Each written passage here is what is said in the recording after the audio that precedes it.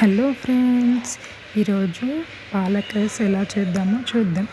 ఈ పాలక్ రైస్ అనేది వెయిట్ లాస్లో మనకు చాలా బాగా యూజ్ అవుతుంది అండ్ ఇది టేస్టీగా కూడా ఉంటుంది. ముందుగా మనం ఒక ప్యాన్ తీసుకొని అందులో మనం కొంచెం ఆయిల్ పోసి మనం స్పైసెస్ అన్నీ యాడ్ చేసుకోవాలి.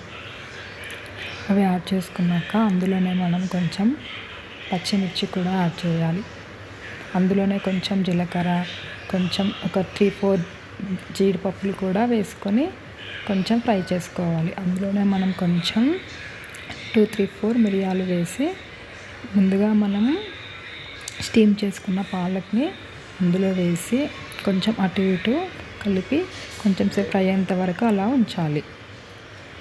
ఇప్పుడు పాలకూర బాగా ఫ్రై అయ్యాక దాన్ని మనం మిక్సీ జార్లో తీసుకొని కొంచెం మెత్తటి పేస్ట్ లాగా చేసుకోవాలి.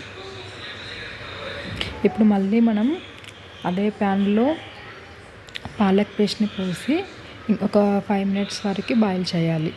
ఇప్పుడు ఆ పేస్ట్ని మనం బాయిల్ రైస్లో కలుపుకుంటే ఎంతో టేస్టీగా ఉండే పాలక్ రైస్ అనేది రెడీ.